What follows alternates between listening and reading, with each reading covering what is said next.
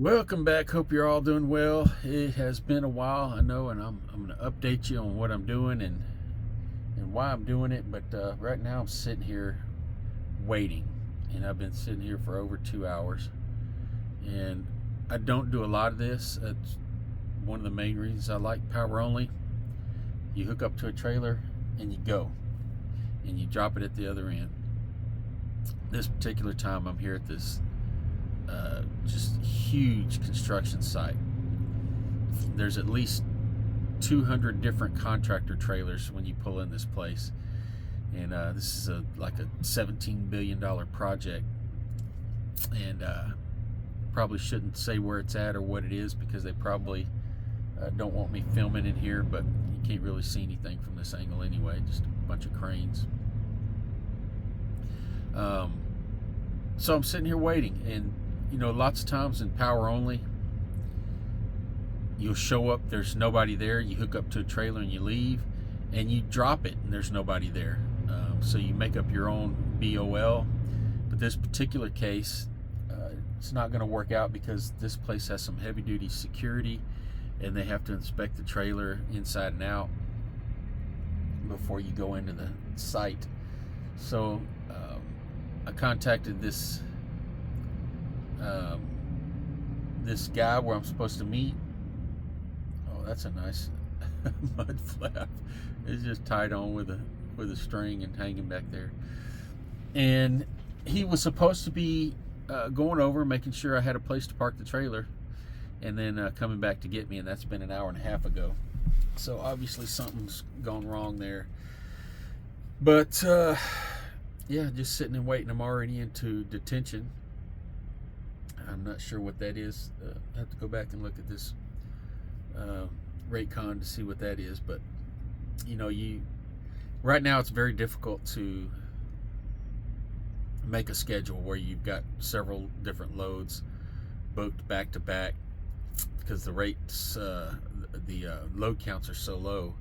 But this is one of those times, if I did have something booked, this would have thrown a monkey wrench into everything. So it only takes one time where somebody's not ready, like this guy, and I've I have to cancel loads and make agents mad and all that good stuff. But I got over here early this morning at a little before 7 a.m. because he told me they would be ready at 7.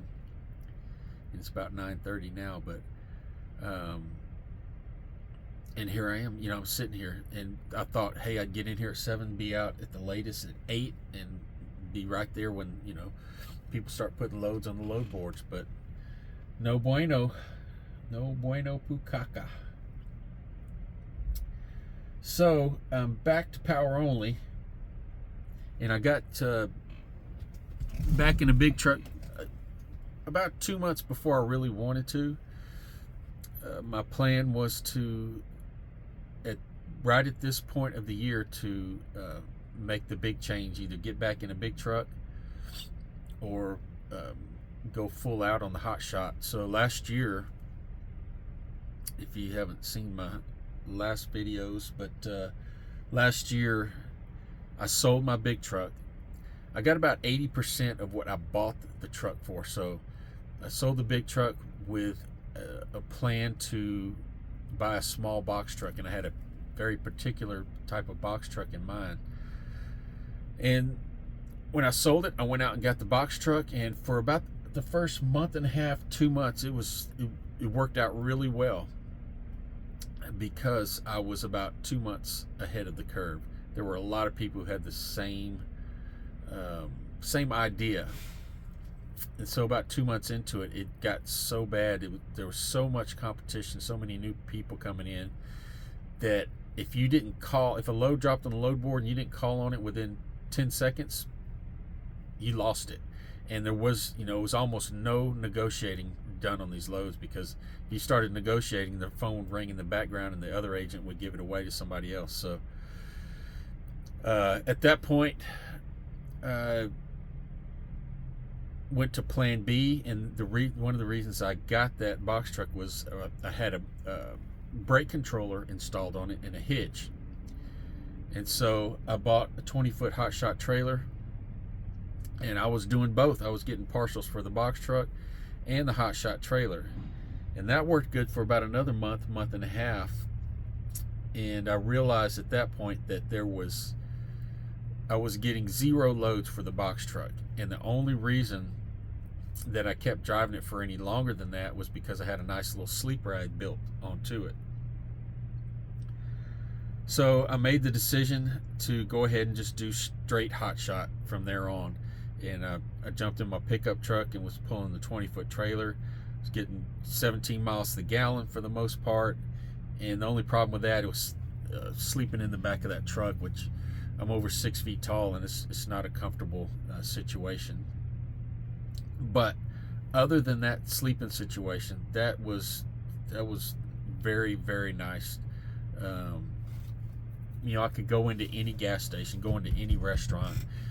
The driving was, it was like riding in a Cadillac. It's a real nice truck, but that worked out well. That got me through to the point where when I was looking at trucks, I seen they had all, the prices had come back down to earth. And so I started making my plan to get a big truck. But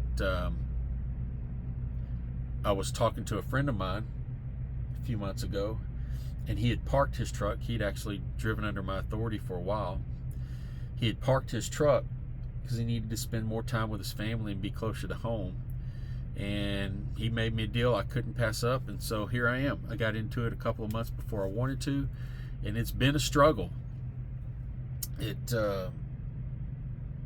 it hadn't been for one of the contacts I had before, who actually gave me a little dedicated run for a couple of weeks, if it hadn't been for that, it would have been a real struggle, nail biter.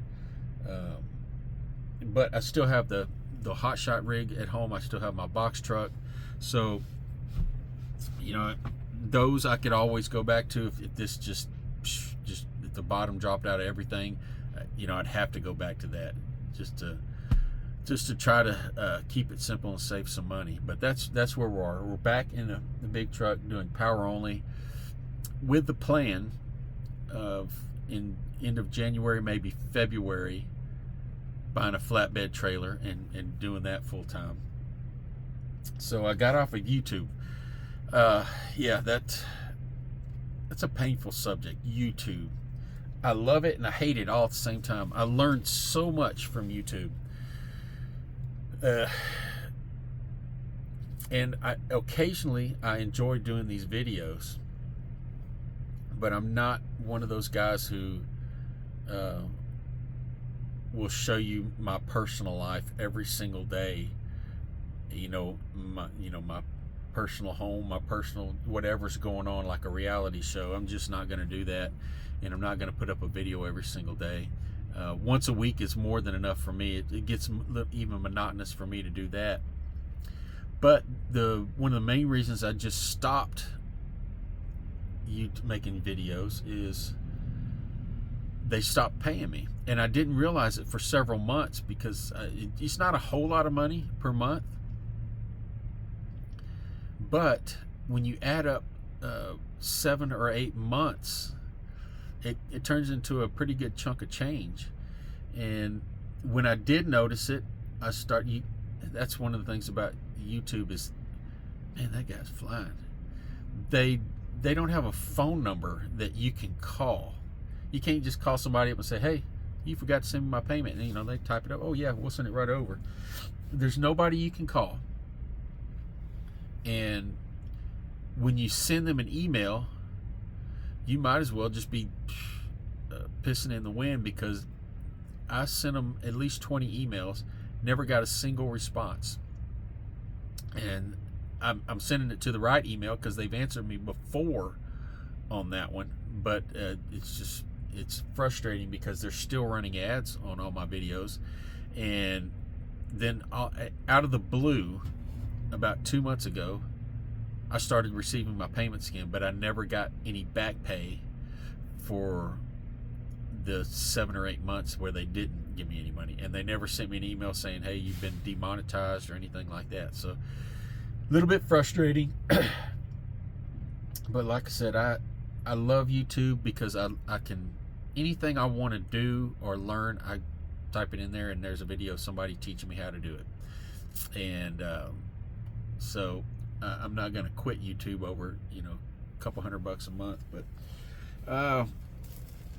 so that's where we are. I'm struggling like the rest of you guys, watching people go out of business every single day and just wondering what's going to happen. And excuse me, at some point I started, everything in this industry is, to me, it's almost impossible to predict, because there's so many things that vary. And I've had a lot of people saying, oh, you need to watch this girl on YouTube. She tells you what's going on with the trucking market, and you need to watch this guy, the DAT people. And so for a couple of months, I was watching all those people every single week. And at some point I realized they aren't telling me nothing. What they do is they go out and find all these numbers from the week before, and they tell you what happened the week before, and then they tell you what happened a year ago, but they don't know anything that's going to happen next week or today even. I even had watched one guy who, he made all his predictions off of how much paper is being ordered, because if the orders go up for paper, that means that they're making more cardboard boxes. That means they need more cardboard boxes to ship things. And it's like, oh man.